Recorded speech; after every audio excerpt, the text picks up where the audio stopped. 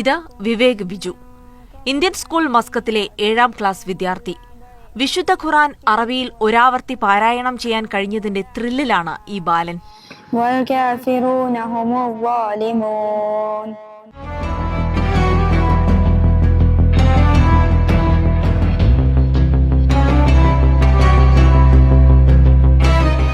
വർഷം മുൻപ് ഒരു റമദാൻ വെക്കേഷൻ സമയം സ്കൂൾ അടച്ചിരിക്കെ അറബി പഠിക്കണം എന്നൊരാഗ്രഹമുള്ളിലുണ്ടായി.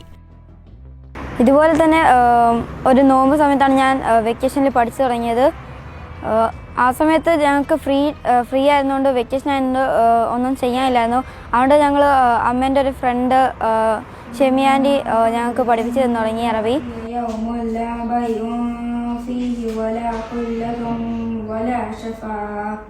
താല്പര്യമുണ്ടെങ്കിൽ അറബി പഠിപ്പിക്കാൻ ഒരുക്കമെന്ന് ഷമി. അങ്ങനെ ആരംഭിച്ചതാണ് പഠനം. ചുരുക്കം മാസം കൊണ്ട് തന്നെ വിവേക് ബിജുവിന് അറബി ഹൃദയസ്ഥമാക്കാനായി. 6 മാസം കൊണ്ടാണ് ഞാൻ ഖുർആൻ കംപ്ലീറ്റ് ആക്കിയത്. 2 മാസം കൊണ്ടാണ് ഞാൻ അറബിയിലെ ആൽഫബറ്റ്സ് എല്ലാം പഠിച്ച് കംപ്ലീറ്റ് ആക്കിയത്. അതുകൊണ്ട് തന്നെ എനിക്ക് ഖുർആൻ വായിക്കാനും പറ്റി. ഞാൻ ആയത്തുൽ കുർസിയാണ് വായിക്കാൻ പോകുന്നത്. അല്ലാഹു ലാ ഇലാഹ ഇല്ലാ ഹുവൽ ഹയ്യുൽ ഖയ്യൂം لا تأخذه سنة ولا نوم له ما في السماوات وما في الأرض. അങ്ങനെ ആ യാത്ര ഖുർആൻ പാരായണത്തിലേക്ക് നീണ്ടു. 6 മാസം കൊണ്ട് ഖുർആൻ ഒരാവർത്തി പാരായണം പൂർത്തീകരിക്കാനായി. സഹോദരി ഗായത്രി ബിജുവും ഒപ്പം ചേർന്നു. അറബി വഴങ്ങില്ലെന്ന ആശങ്ക പൊടുന്നനെ മാറിക്കിട്ടി. ഞാനും എൻ്റെ ബ്രദറും വന്നിട്ട് 2021 ഒരു സമ്മർ വെക്കേഷനിലാണ്.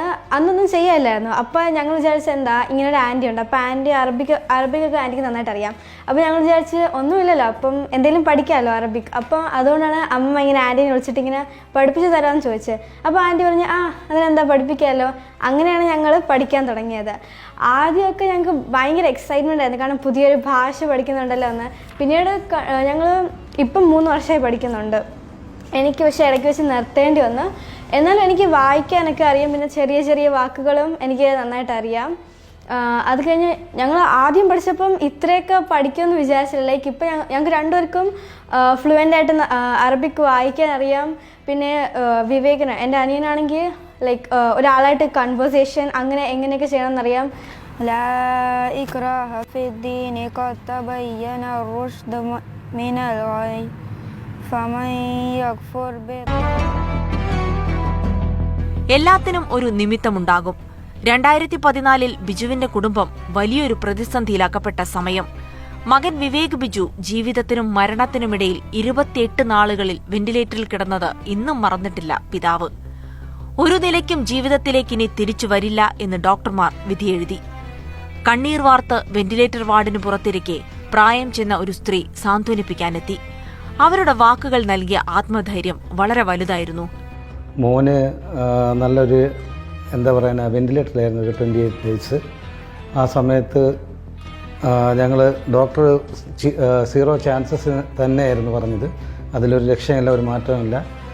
അങ്ങനെ 28th ഡേ വരെയും ഞങ്ങൾ വളരെ വിഷമത്തിലായിരുന്നു. ആ സമയത്ത് യാദൃശ്ചികമായിട്ട് അവിടെ ഒരു ഉമ്മ, ഒരു വയസ്സായ സ്ത്രീ വന്ന്, ഇതുപോലെ നോമ്പ് കാലമായിരുന്നു, അവർ പറയുകയുണ്ടായി മോനൊന്നും സംഭവിക്കില്ല, ഡോക്ടറിന് മുകളിൽ ദൈവിക അള്ളാഹു എന്ന് പറഞ്ഞൊരു ശക്തിയുണ്ട്, അങ്ങനെ മോൻ അതിൽ റിക്കവറാവും, നിങ്ങൾ വിഷമിക്കരുത്, അടുത്ത നോമ്പിന് നിങ്ങളവനെ നോമ്പ് പിടിപ്പിക്കണം, ഒരു നോമ്പെങ്കിലും പിടിപ്പിക്കണം, അതിൽ നിന്ന് അവൻ്റെ ഉള്ളിൽ നിന്ന് വന്നൊരു പ്രേരണയായിരിക്കും ഖുർആൻ വായിക്കണം, അത് പഠിക്കണമെന്നുള്ളത്.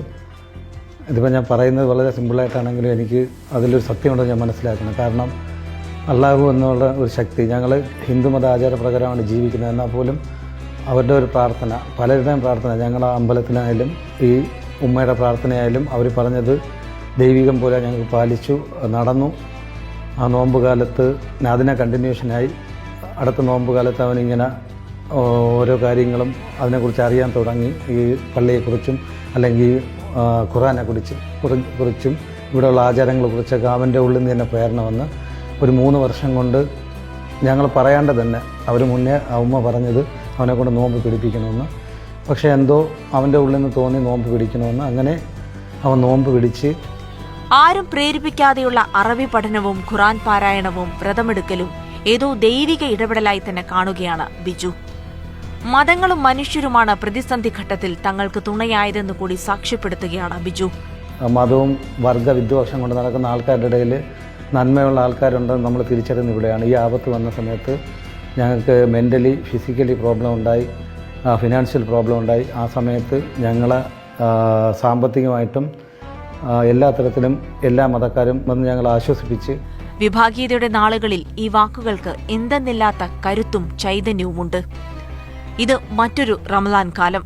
ദൈവീക സ്മരണകളും അജ്ഞാതരായ മനുഷ്യരുടെ ഇടപെടൽ സ്പർശവും അത് രണ്ടും എന്തുമാത്രം വിലപ്പെട്ടതാണെന്ന് ബിജുവും കുടുംബവും തിരിച്ചറിയുന്നു. മുഴുവൻ മനുഷ്യർക്കുമുള്ള മാർഗനിർദ്ദേശമാണ് ഖുർആൻ.